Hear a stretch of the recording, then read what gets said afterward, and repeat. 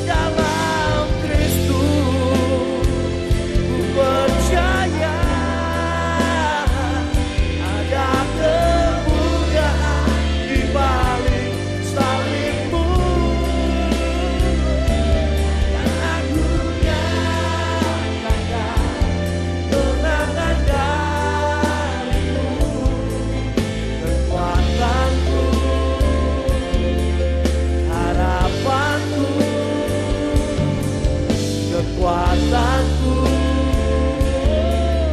harapanku, kekuatanku,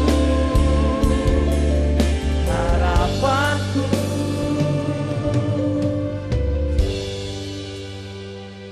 Hanya Yesus.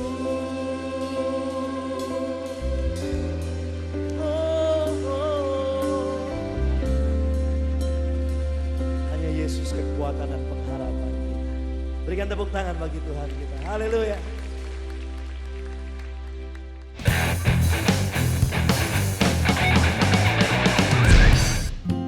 Pemirsa, mari sekarang bersama dengan saya langsung ke Taman Eden. Kita lihat ceritanya saat penciptaan pertama dunia ini di Kejadian pasal 3 ayat 8 dan 9.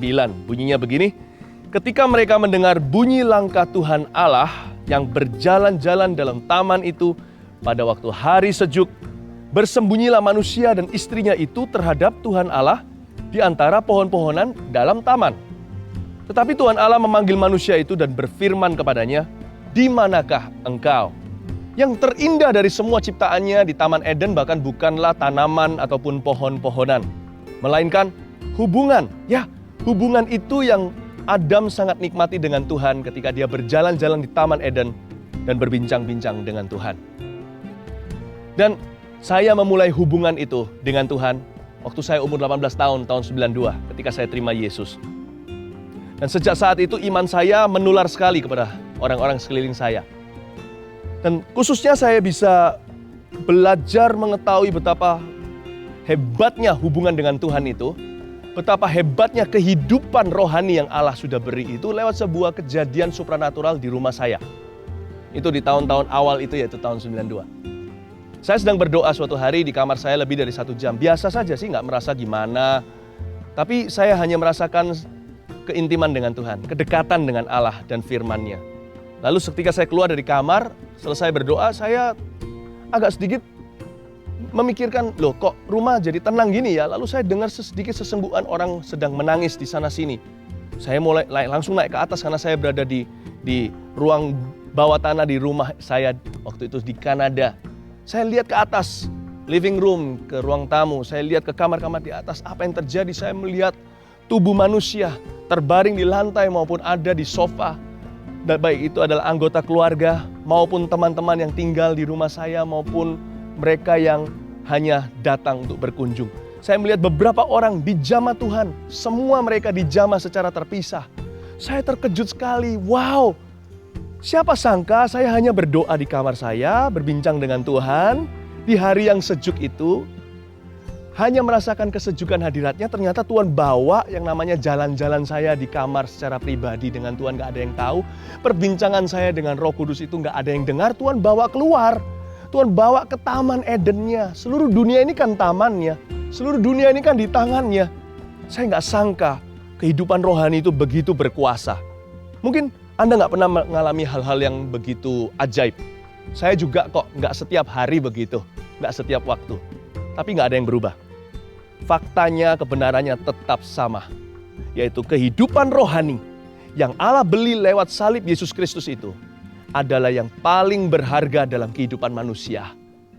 Jikalau kita kehilangan itu, Allah bahkan di ayat 9 berkata sama Adam mencari dia di antara pohon-pohonan dan berkata, "Di mana engkau?" Tuhan mau mencari kita kembali. Mungkin kita sudah berkali-kali merusak hubungan dengan Allah karena dosa dan 1-2 perkara. Tapi Tuhan tidak pernah menyerah. Allah kita bukanlah yang angkat kaki di tahta dan menghukum, menghakimi ciptaannya. Dia adalah Allah yang keluar di luar sana mencari setiap orang yang terhilang. Dia ingin Anda masuk dalam hubungan itu. Yang saya rasakan, yang saya buat bertahun-tahun yang lalu. Yang saya miliki hingga hari ini. Dan yang bahkan terjadi perkara supranatural di rumah saya. Hanya karena ada satu orang yang terima Yesus. Dan Tuhan mau Anda juga mengenal Tuhan Yesus dan memperoleh kehidupan yang kekal. Kehidupan yang baru, kehidupan yang berarti, kehidupan rohani. Di mana dahulu yang ada hanyalah iman, pengharapan, dan kasih. Tapi karena Adam jatuh dalam dosa, kita juga sudah jatuh dalam dosa, setan masuk. Sehingga sekarang yang ada bukan iman, pengharapan, kasih. Malah justru yang ada adalah kebimbangan, yang namanya keputusasaan, lawan kata pengharapan dan kebencian, bukan kasih. Dan ayat berikutnya mengatakan dengan jelas, menjelaskan betapa buruknya efek daripada dosa itu. Dampaknya tak terhingga sebenarnya. Kalau bicara secara manusia, di dalam kita rusak total. Ayat berikutnya berkata, di ayat 10, ia menjawab, Adam di sini, ketika aku mendengar bahwa engkau ada di dalam taman ini, aku menjadi takut karena aku telanjang. Sebab itu aku bersembunyi. Firman-Nya, firman Tuhan, siapakah yang memberitahukan kepadamu bahwa engkau telanjang? Apakah engkau makan dari buah pohon yang kularang engkau makan itu? Siapa yang memberitahumu bahwa engkau telanjang? Apakah engkau makan dari pohon yang kularang itu? Siapa yang memberitahu semua sampah ini di telingamu? Sebenarnya, sejak manusia jatuh dalam dosa, firman Tuhan tidak lagi mendengung di telinga kita secara alami. Makanya harus diberitakan seperti ini. Yang lebih alami adalah semua sampah-sampah itu. Bisikan-bisikan roh jahat lebih kita dengarkan. Siapa yang memberitahu kepada Anda, pemirsa, bahwa Anda tidak akan sembuh? Siapa yang memberitahu kepada Anda kalau Anda berdoa mungkin tidak dijawab? Siapa yang membisikkan itu? Karena firman Tuhan tidak berkata demikian. Kita semua itu alami kalau soal-soal begini, nggak perlu belajar di universitas mana-mana. Setiap kita punya keraguan di dalam diri kita. Mau tahu kenapa? Karena kematian rohani telah menjalar, telah menular, telah merajalela di dalam diri kita. Telah memerintah, bertahta di sana. Jadi gimana caranya kita bisa bebas dari kematian rohani ini? Seorang anak kecil nggak perlu diajari. Dia sudah bisa berbohong sendiri. Dia bisa ragu, lebih susah untuk percaya firman kan menurut takaran dunia manusia daripada untuk meyakininya. Jadi gimana caranya kita bisa survive atau bertahan dalam kematian seperti ini? Gimana kita bisa keluar dari perangkap setan? Caranya ya seperti di Taman Eden pertama kali. Tetap berseru kepada Allah yang dari awalnya menciptakan hubungan itu. Dia tahu jalan keluarnya. Berseru kepada Tuhan Yesus. Dialah jalan keluar itu, dialah penebusan dosa kita, dialah korban bagi kesalahan kita. Maka dia akan membawa kita sekali lagi ke Taman Edennya. Apa itu Taman Eden di zaman ini sekarang? Yaitu mujizat Allah. Pemirsa, sekarang saya akan mulai membahas pohon kehidupan dan kematian dan apa yang saya maksudkan dengan itu. Tapi sebelumnya, mari kita baca dulu ayat 21. Ayat terakhir dalam pengajaran episode kali ini. Bunyinya demikian, dan Tuhan Allah membuat pakaian dari kulit binatang untuk manusia dan untuk istrinya itu, lalu mengenakannya kepada mereka. Inilah kematian fisik yang pertama dalam ciptaan Allah. Hanya didahului oleh kematian rohani yang sedang bekerja sekarang di dalam diri Adam dan Hawa yang mulai putus hubungan dengan Allah. Karena Adam berdosa itulah seekor hewan harus mati ketika Tuhan bikin pakaian terbuat dari kulit hewan itu untuk mereka berdua. Karena Anda dan saya berdosa, Tuhan Yesus harus digantung di atas kayu salib meninggal dunia untuk kita. Di atas kayu itu, di atas sebuah kayu, seseorang mati. Supaya melalui kayu itu, seseorang yang lain hidup. Di atas kayu salib itu, Pangeran Sorga, Anak Allah yang hidup harus mengembuskan nafasnya terakhir. Agar Anda dan saya tidak pernah akhir-akhirnya di dalam kasih dan mengalami kuasanya. Mendapat kesempatan kedua di dalam hidup ini bersama dengan Dia. Bukan hanya Tuhan sudah mengangkat dosa kita di atas tubuhnya di kayu salib, agar kita mati terhadap dosa, tetapi hidup bagi kebenaran Allah. Yesaya 53 dengan sangat jelas mengatakan bahwa Tuhan Yesus juga telah mengangkat, memikul sakit penyakit kita ketika Dia disalibkan. Jadi, salib Yesus itulah pohon kehidupan dan kematian. Kematian atas Yesus, vonis atas Anak Allah yang tidak bersalah, tidak berdosa, supaya kita yang berdosa dapat hidup kekal. Penderitaan atas Dia, supaya Tuhan membuka jalan bagi penderitaan kita. Dan saya yakin juga oleh bilur-bilurnya, kalau Anda percaya saat ini juga terjadi pertukaran ilahi. Kematian bagi Dia, kehidupan bagi kita. Kasihilah Tuhan Allahmu dengan segenap hatimu. Ini bukan agama, lebih dari itu, ini jalan keselamatan. Dan oleh bilur-bilurnya, Anda bisa sembuh. hari ini juga. 不是这两姐弟从小的时候就耳聋了， Now these 有 siblings, 耳朵的问题， siblings they were both hard at hearing. 是他们需要的助耳机。 Now they needed a hearing aid. 当刚才祷告之后， Now after prayer, 这两姐弟都能够听得到了。 both of them could hear now. 哈利路亚！来，感谢主，上帝医治了他们。叫他们站在 Praise 中 the 间， Lord. 来，请站在中间来。面对大家。 And face the congregation. Okay, both ears were deaf, right? Okay, 双耳，你帮我放在他的嘴那个。Okay, you follow me, okay? Ask them to follow. 妈妈，姐姐，妈妈，好像他们姐姐。Okay, say Jesus loves me. Jesus loves you. Yeah, Jesus loves you. Jesus loves you. You tell them, Jesus loves you. Jesus loves you. Everybody say 谢谢耶稣。说谢谢耶稣，谢谢耶稣，谢谢耶稣。 Let's kiss him, come on, Hallelujah, come on, Hallelujah. 他们还没信主，跟妈妈说，现在才要信耶稣。现在要信耶稣。哈利路亚！ Jesus. 哈利路亚！ Yeah, yes, Hallelujah. Come on, let's stretch your hands towards them. 好， Bless 举起 them, 手来。 Lord, in Jesus' name. From now on, they are called believers because they believe in you. What a blessed day for them. In Jesus' name, Amen. 谢谢 Hallelujah. Come on, come on. 牧师，这个姐妹她被邪灵压制3年， For 3 years, she was in a 到教会 bondage 没有 of 办法 devil. 敬拜， Now she was unable to worship whenever she goes to church. 一唱歌敬拜的时候，她就会被扭曲整个身体， Now whenever the worship starts, she will be feeling that she's all twisted. 甚至她没有办法读圣经，一读的时候眼睛就看不清 She 楚。 was unable to read the Bible, and whenever she reads the Bible, she can't see it clearly. 今天在聚会的时候， In the 一 meeting, 唱敬拜歌的时候，她被释放了， as in when we were worshiping, she was delivered. 她可以自由的唱诗歌敬拜了 Now。she's 阿门。 able to worship the Lord freely. 跟我一起唱，来来。跟我一起唱，跟牧师一起唱。你本伟大。你本伟大。然后呢，结束。 We need the 你是不知道了啊！你本伟大，你本伟大，然后你心伟大更神奇，无人能与你相比，唱的蛮好听哎。无人能与你相比。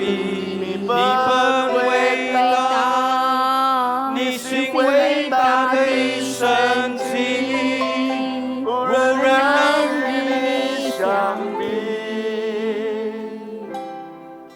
无人能与你相比。领受。 Let's give glory to Jesus. 再次的把荣耀归给耶稣。 Sekarang waktunya membangkitkan orang-orang mati. Jikalau Anda sudah mati rohani sekian tahun ini, hari ini, lewat Before 30, Tuhan akan menghidupkan Anda kembali, memberimu kebangunan rohani. Jikalau Anda punya penyakit yang membuat Anda merasa seperti setengah mati, Tuhan akan menyembuhkan Anda juga. Demikian juga setiap hubungan yang sudah hancur dan kandas. Mari kita sama-sama berdoa dan kita berharap pada pohon kehidupan itu, yaitu nama Yesus Kristus, Juru Selamat kita. Mari berdoa. Ulurkan tangan Anda ke depan dan kita akan makan dari buah pohon kehidupan, yaitu Yesus Kristus sendiri. Ia sendiri berkata, ketika perjamuan kudus, inilah darahku, inilah tubuhku. Kita juga mengadakan itu kan, kita juga mengambil perjamuan kudus di gereja jikalau Anda adalah orang Kristen. Dan Tuhan mengajarkan kepada kita, tubuhnya seperti makanan, darahnya seperti minuman. Itulah arti pengorbanan di kayu salib. Dia yang mati supaya Anda hidup, oleh bilur-bilurnya Anda sembuh. Sekarang dengan tangan terulur saya minta Tuhan Yesus untuk menilik, mengunjungi setiap rumah, setiap pemirsa di dalam nama Tuhan Yesus. Terima kasih ya Tuhan, terpujilah namamu Tuhan.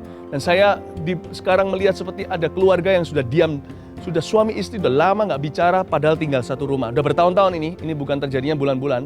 Anda nggak cerai hanya karena beberapa alasan. Alasan finansial atau alasan anak saya nggak tahu, Tuhan nggak beritahu, tapi saya tahu sekarang saya lihat hubungan Anda sudah mati sekian lama. Saya berdoa untuk madu sorgawi. Setiap keluarga juga antara mertua, ini itu semua hubungan yang sudah seolah-olah meninggal. sudah hancur kandas. Di dalam nama Tuhan Yesus sekarang, saya minta kasih Yesus sekarang mengubahmu. Kasih Yesus, Anda yang berubah dulu. Terima kasih Tuhan.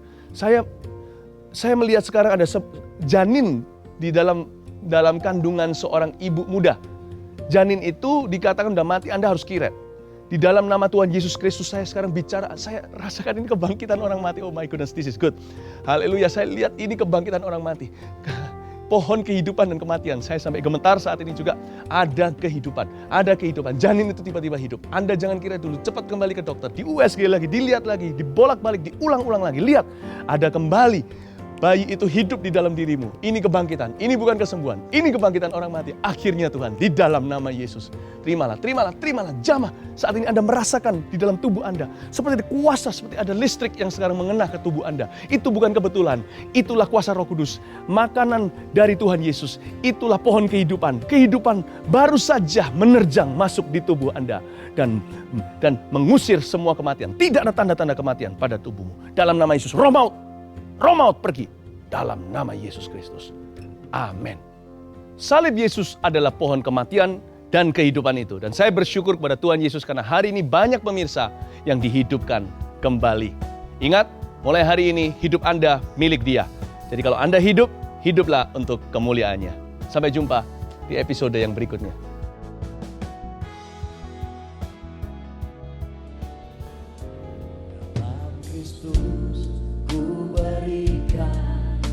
Kemuliaan atas kemenanganku, sungguh ku terpesona akan kekuatan dan kuasa-Mu.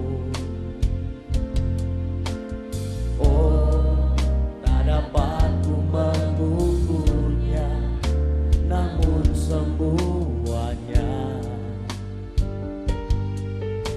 dapat melampaui anugerah-Mu yang ku terima dalam Kristus. Ku percaya ada kemuliaan di balik salib-Mu, kan aku kemenangan dari-Mu, kekuatanku, harapanku hanya Yesus.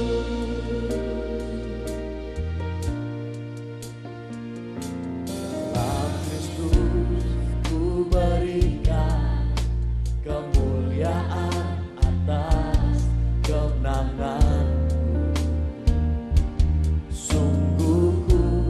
Terpesona akan kekuatan dan kuasa-Mu. Oh, tak dapat ku mengukurnya, namun semuanya tak dapat melampaui anugerah-Mu yang ku terima dalam Kristus. Ku percaya